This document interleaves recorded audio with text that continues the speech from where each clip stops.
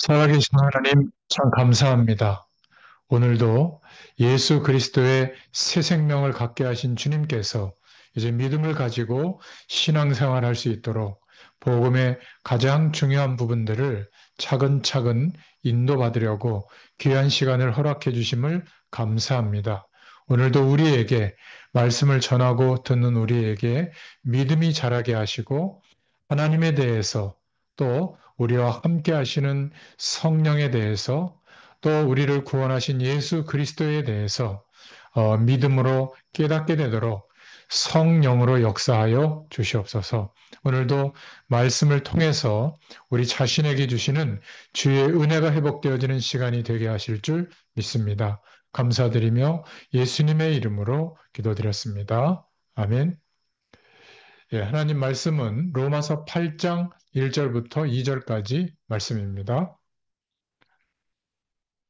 그러므로 이제 그리스도 예수 안에 있는 자에게는 결코 정죄함이 없나니 이는 그리스도 예수 안에 있는 생명의 성령의 법이 죄와 사망의 법에서 너를 해방하였음이라.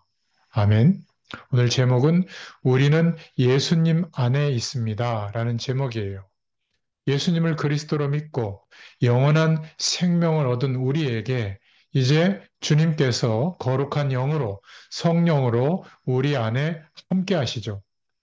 주님이 나의 왕으로 나의 그리스도로 고백되어진다면 이제는 하나님 몰랐을 때 그러한 문제와 어려움과 사망의 문제가 계속되는 그러한 배경에서 해방되어지게 되고 이제는 생명과 성령의 법으로 하나님께서 인정하시는 축복이 임하게 됩니다. 그래서 우리는 예수 그리스도 안에 있는 축복이 어떤 것인지를 말씀을 통해서 오늘 확인해 볼 건데요.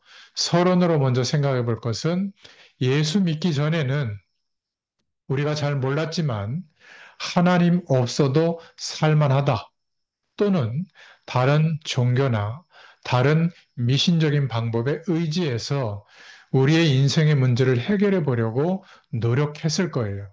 성경은 이렇게 말하고 있습니다. 마귀의 종노릇하면서 살았다.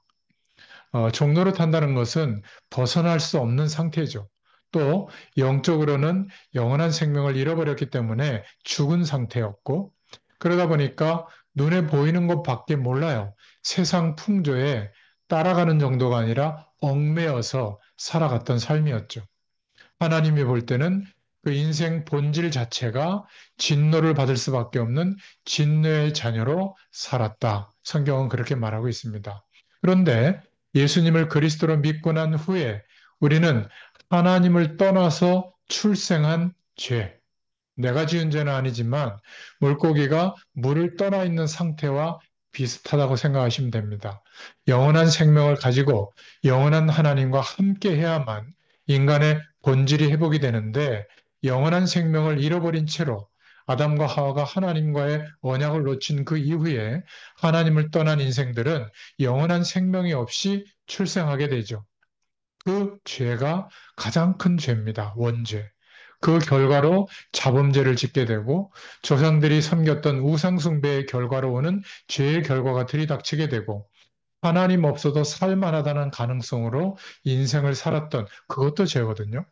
그런 모든 죄에서 사함을 받게 되죠. 어떻게 해요? 예수님과 함께 죽고 예수님과 함께 거듭났다고 하나님이 인정해 주실 그때에 죄 사함의 축복이 임하게 됩니다. 그래서 이제는 하나님의 자녀로 살아가는 신분 그리고 권세가 우리에게 주어지게 됐죠. 그래서 예수님을 믿기 전과 믿고 난 후에 영적인 변화에 대해서 분명히 이해하고 우리가 말씀으로 확신해야 될 줄로 믿습니다. 자, 우리는 예수님 안에 있는데요. 그것이 어떤 상태냐면 본론으로 첫 번째, 예수 그리스도와 함께하는 인생이 된 겁니다. 연합되어졌다. 성경은 이렇게 말하는데 예수님이 내 인생의 주인 되셔서 지금도 나를 인도해 주시죠. 이러한 믿음으로 우리가 바뀌어지는 인생을 살게 된 겁니다. 예수님이 십자가에서 죽으시고 부활하셨는데 예수님이 바로 그 일을 하신 그리스도시다라고 믿을 때 예수님의 죽음과 예수님의 부활은 우리에게 연합되어진 은혜가 임하게 되는 거예요. 나는 죽거나 다시 태어난 적이 없는데 예수와 함께 죽고 예수와 함께 거듭난 인생이 되어진 것이죠. 하나님이 그렇게 인정해 주신 겁니다. 예수님이 십자가에 달리셔서 죽으신 그 죽음이 내 자신이 십자가에서 달린 죽음과 같은 죽음이 되는 것이죠. 우리는 죄의 값으로 죽어야만 인생의 문제가 끝나는데 나는 한 번도 죽은 적이 없지만 예수님의 죽으심을 믿는 순간에 우리도 함께 죽은 것으로 인정이 된 겁니다. 예수님의 죽음과 무덤이 곧 나의 죽음과 옛사람의 죽음과 무덤이 된 것이죠. 또 예수님의 부활이 곧 나의 부활이 된 겁니다. 영원한 생명으로 거듭나게 된 것이죠. 그래서 우리는 소망을 가질 수가 있게 된 거예요. 예수님이 피로 죽으시고 부활하심으로 피로 그 값을 주고 사셨다. 이렇게 성경은 표현하고 있는데 그렇기 때문에 나의 주인이 내가 아니라 거듭난 인생은 나의 주인은 주님이세요. 사도행전 20장 28절에 그래서 예수님이 피로 사신 교회다. 이렇게 교회를 말하는 겁니다. 고린도전서 7장 22절 23절에는 예수님의 죽으심으로 그 피의 값으로 사신 것이기 때문에 우리는 그리스도의 종이 되어진 것이죠. 스스로 하나님의 자녀요 그리스도의 종이 된 겁니다. 그래서 우리가 예수 그리스도 안에 이 믿음을 가지고 있으면 로마서 3장 24절에 하나님의 은혜로 값없이 의롭다 하심을 얻은 자가 되는 겁니다. 다른 노력 때문이 아니라 하나님의 은혜로 값을 매길 수가 없는 그 은혜 때문에 값없이 하나님이 보실 때 의롭다 하심을 얻게 된 거예요. 로마서 8장 1절부터 2절을 오늘 읽었는데 죄와 사망의 법에서 하나님의 법으로 해방되어졌기 때문에 더 이상 하나님은 우리를 정죄하지 않습니다. 죄에 대해서는 죽은 존재로 인정하셨기 때문이에요. 생명의 성령의 법으로 인정하셨기 때문에 의인이 된 겁니다. 로마서 8장 39절에는 이런 하나님의 사랑에서 그 어떤 것도 끊을 수 없다. 이렇게 말하고 있죠. 할렐루야. 너무 감사하잖아요. 고린도후서 5장 17절에는 그래서 옛사람의 삶, 이전 것은 모두 지나갔고 새로운 피조물이 되었다. 이렇게 고백하고 있죠. 이때부터 에베소서 1장 3절에 하늘에 속한 모든 신령한 복을 믿음으로 구하면 누릴 수 있게 된 줄로 믿습니다. 보이지 않던 영적인 세계의 축복들이 하나님의 말씀으로 가리키고 있는 내용들이 믿음으로 기도함으로 누려지게 된 겁니다. 자, 우리는 예수님 안에 있는데 이때부터 큰 두 번째로 성령 하나님이 우리와 함께 하시죠. 거룩한 영으로 성령의 충만함으로 우리를 인도해 주십니다. 예수님께서 약속하신 성령인데요. 요한복음 14장 16절부터 27절, 사도행전 1장 8절을 근거로 놓고 볼 때 성령님은 보호하시고 은혜를 주시고 인도하시는 보혜사라는 별칭이 있습니다. 보혜사로서 진리의 영이시죠. 우리가 예수 그리스도를 믿는 믿음을 가질 때 우리 안에 찾아오셔서 생명을 허락하셨기 때문에 영원토록 성령으로 함께 하십니다. 이것을 성령의 내주라고 표현해요. 내 안에 주인 되셔서 함께 하신다는 거죠. 이 성령님은 예수님의 말씀을 우리에게 깨닫게 해주시고 생각나게 해주십니다. 성령의 감동하심으로 말씀이 믿어지는 거예요. 이 성령 하나님은 세상이 줄 수 없는 평안함을 우리에게 주십니다. 그래서 우리가 기도할 때 오직 성령의 충만함을 주옵소서 이렇게 기도하죠. 다른 어떤 것보다 성령으로 충만해지는 복이 가장 큰 것이라고 믿는다면 이 기도를 하게 되어 있어요. 믿음으로. 그때 하나님의 능력, 권능이 임하고 증인으로 우리가 살아가게 될 줄로 믿습니다. 이 성령의 충만함을 받게 되면 하나님이 주시는 믿음과 힘으로 우리의 부족한 환경과 현실을 견디게도 하고 이기게도 하십니다. 그리고 그런 어려움 때문에 속게 되는 그러한 문제에 또 그러한 문제를 가지고 속이는 마귀에게 속지 않게 됩니다. 우리 자신의 문제를 사실적으로 깨닫게 되고 성령의 은혜와 능력으로 치유받게 하시죠. 그래서 도전하게 하시고 변화되게 하십니다.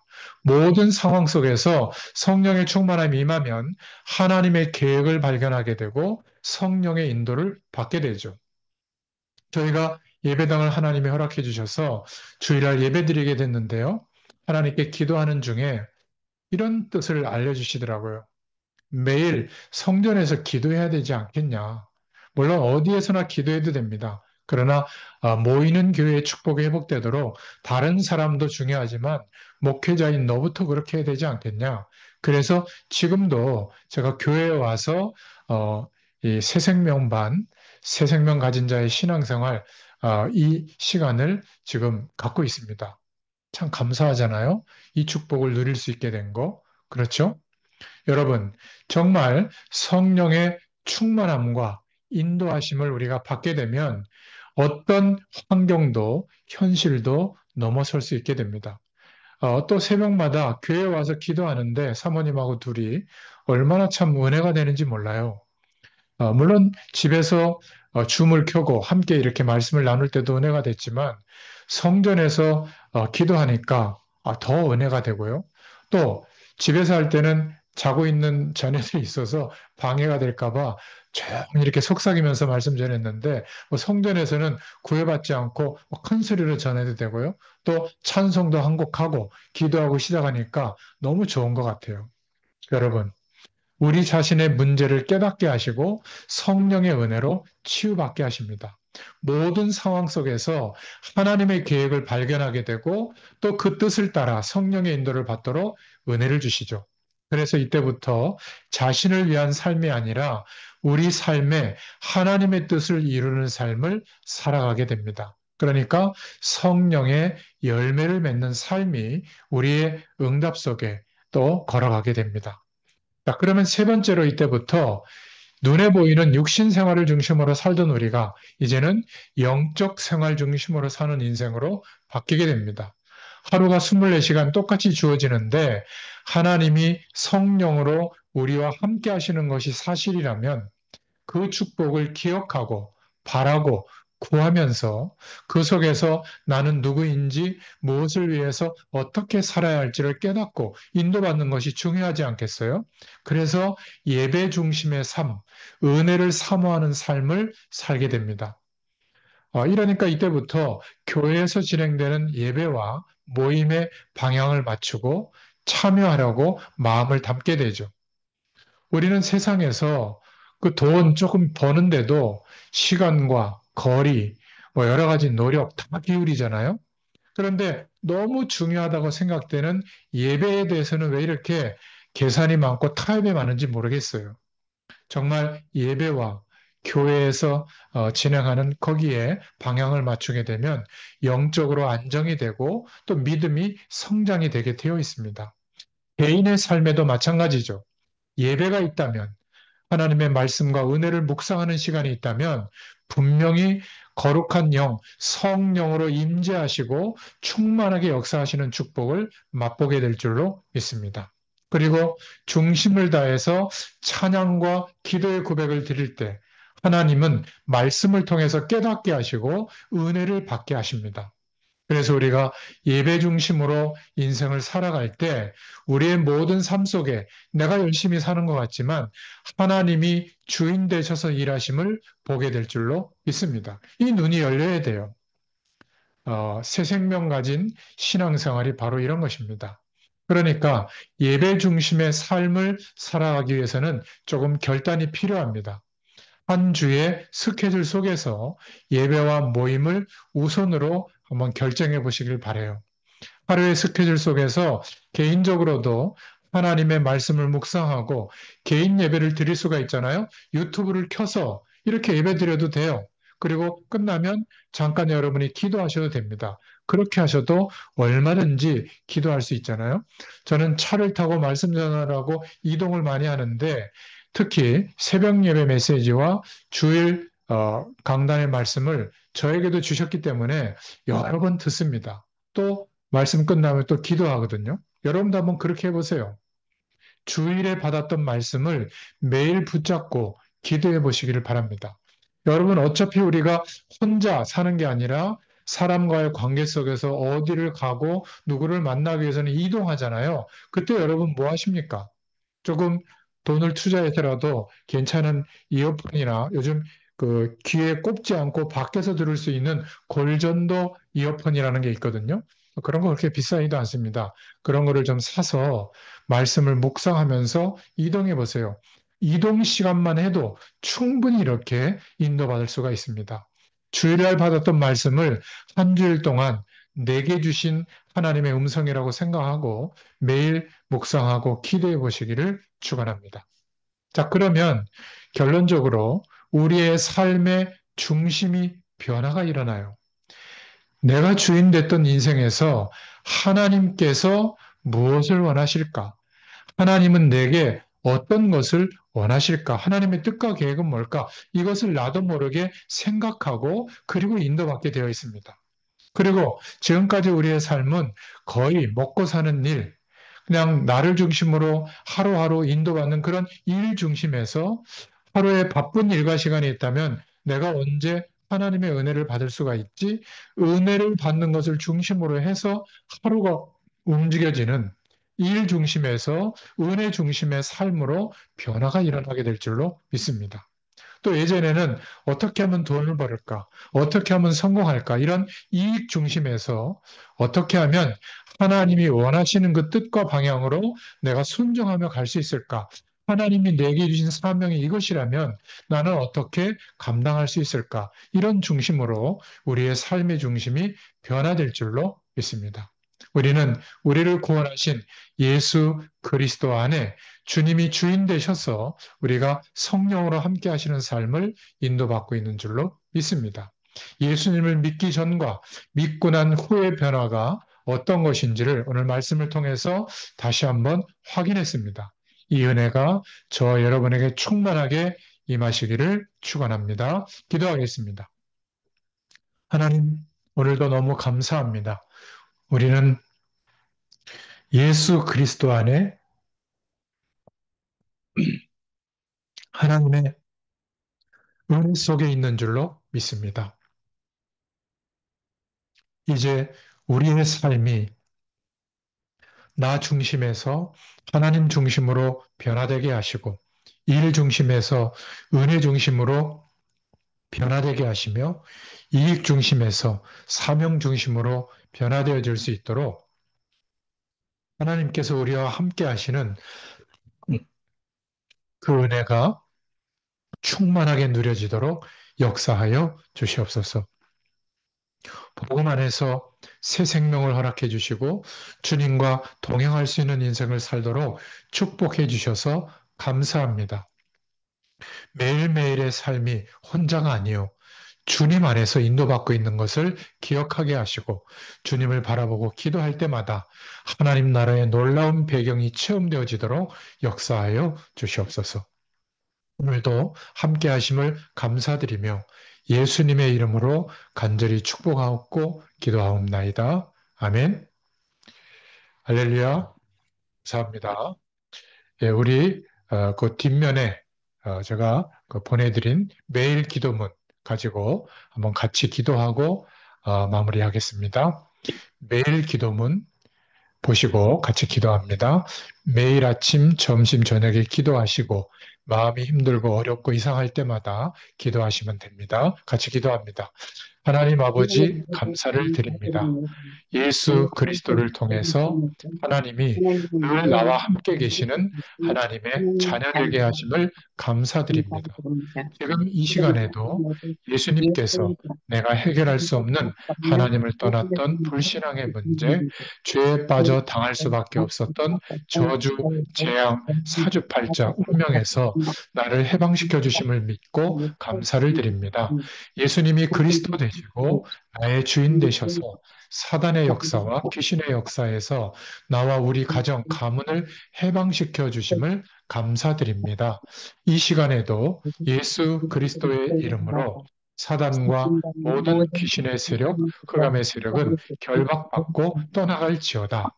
저의 마음과 생각과 삶을 하나님이 지켜주시고 하나님의 자녀된 축복을 누리게 하옵소서.